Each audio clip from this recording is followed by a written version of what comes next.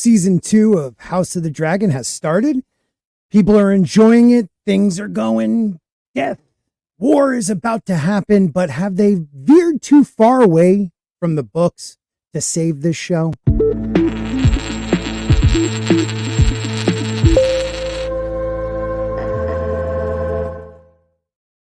Hi, everybody. Scott from Sporking News Podcast. Haven't made a video in a while, so bear with me because I don't edit. But there's a couple things I want to go over. So House of the Dragon Season 2 has come out. Everyone's been really excited to watch this show, but there's been moments that have popped up that I feel like have veered so far from the book, causing a completely different story. When this show was presented to us, the showrunners, or at least I believe it was Ryan Condal, I could be wrong. You'll probably let me know in the comment section below and hit like while you're at it.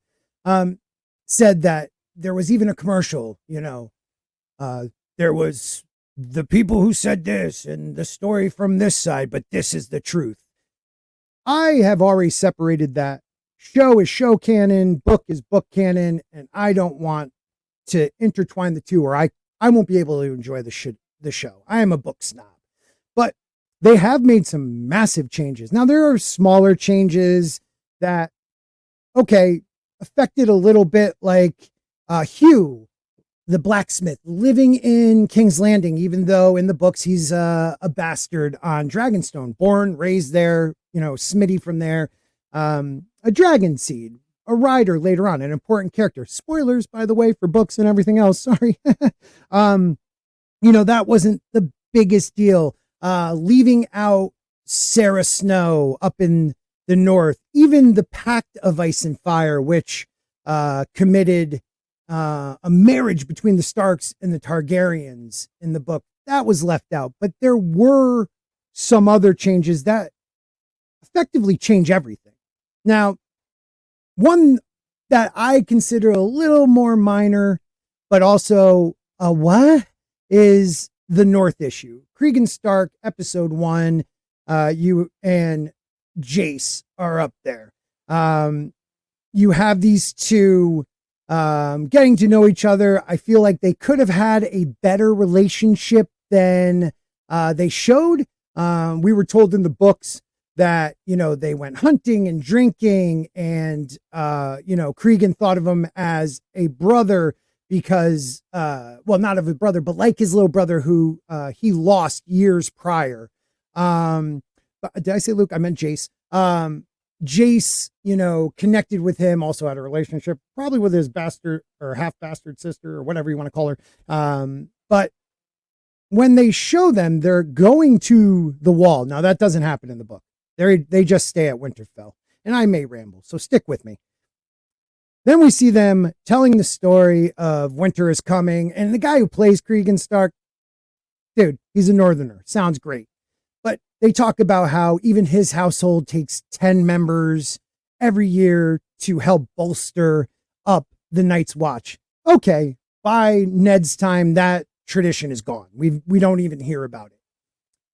But then he is on top of the wall and explaining, I can only send you graybeards because, winter's coming and death's out there. And he's implying, and strongly implying, and I don't think we're supposed to misinterpret, he's talking about the White Walkers. So Cregan Stark believes in the White Walkers. He knows they're coming back at some point, and he's preparing for it.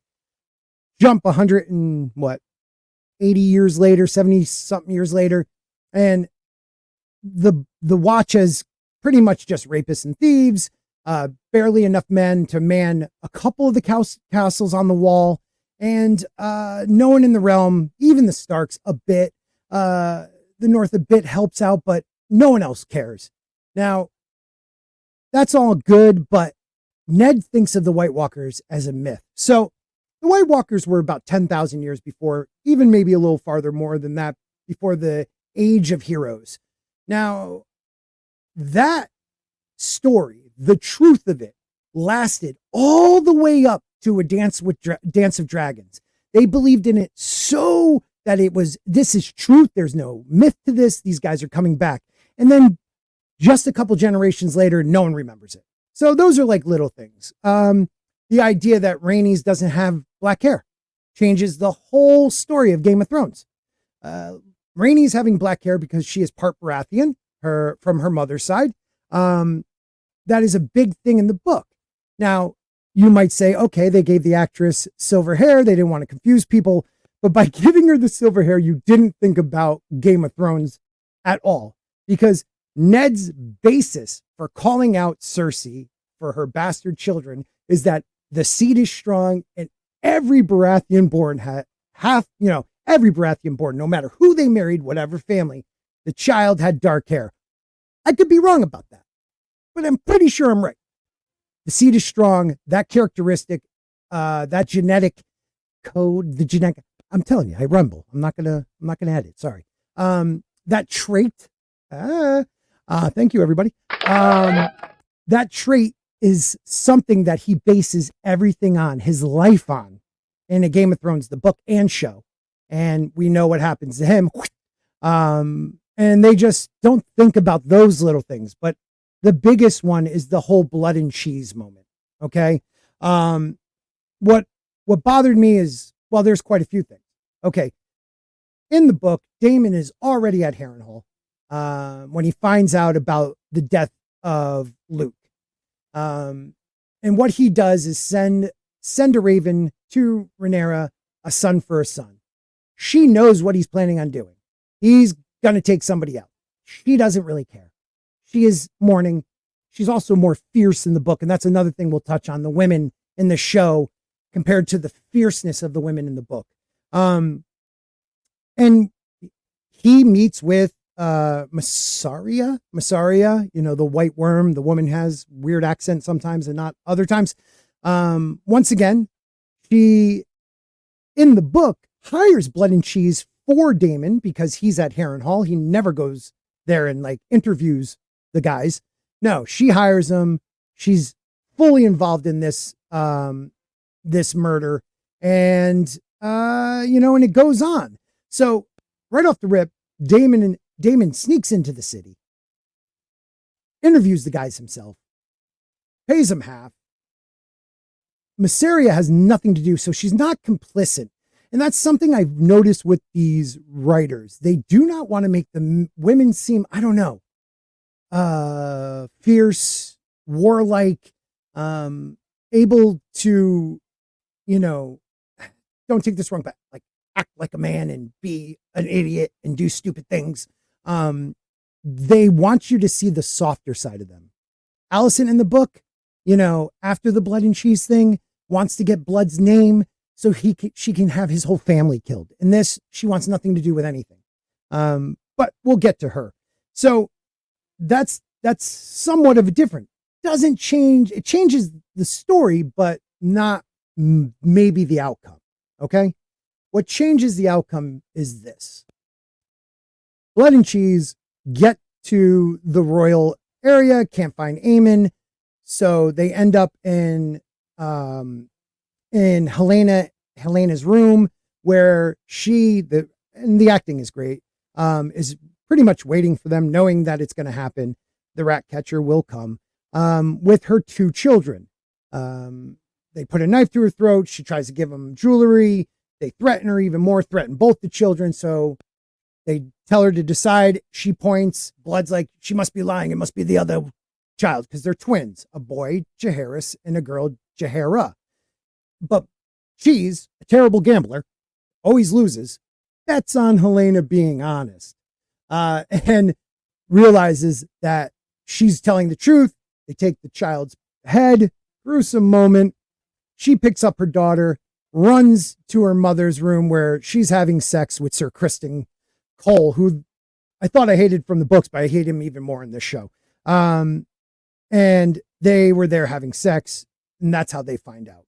Okay, you have changed everything now. The whole story has changed, and there's only a couple ways you might be able to fix this. But the story changes completely. The whole legacy of the Greens. There's an inheritance, an heir issue now. But in the book, Blood and Cheese break into Alicent's room. because they know that they are going for her son, Helena's son. They know she visits the same time every week. She's going to be there. And like clockwork, Cheese was right. She shows up. They take everybody hostage and they force Helena to choose between her son, Jaehaerys, and her younger son, Maelor. Now, Maelor has a bigger part to play in the story to come in the books. But in this moment, Helena begs, please don't do this. I'll give you anything. And they threaten to do terrible things to Jaehaerys and kill all of them. And they force her to make a decision. And in a split second, Helena chooses the younger boy, Maelor. And they walk up to Maelor, whisper in his ear, "See there, kid? Your mother wants you dead," and kill the heir, Jaehaerys, in front of her. Powerful moment in both show and book. A little more comical, I felt like, in the show, but in the book, terrible scene. And what happens is now Maelor is the heir. And Helena can never forgive herself for this because she thought, okay, Maelor's younger. Maybe he won't know what's happening. It'll end quick. And Jaehaerys is the heir. But they figured out she was lying and boom, or not lying, but they just decided to kill the heir no matter what. But by not having Maelor in the show, and I'm kind of a book purist. I can deal with some changes. But you now have a succession crisis. What is Aegon to do? First of all, the actor for Aegon, amazing. Love the dude. Better king than I thought he would be. Definitely from the books. Loves the small folk. At least fakes it. Great job. But Aegon can't make his daughter the heir because then they're all hypocrites. So who is left but his brother Aemon? Now, they've made it obvious from last season and even into this season, Aemon thinks he would be a better king, that his brother's not made for this. So now you have this dynamic where Aemon, after a hard battle down the road, I won't spoil it, but Aegon's not able to sit the Iron Throne for a little while. Aemon sits in his brother's stead and protects the throne and is ruler by proxy, regent, I guess, because I don't think he's the hand, but regent, and looks out for his brother. What will he do in this? Will he get to a point where he realizes he should be the king? Will they fight? I mean, they've changed such a big role. The only way they can fix it is instead of Helena going crazy, she may have already been pregnant or will soon become pregnant with another son. And that's the only way they can fix it.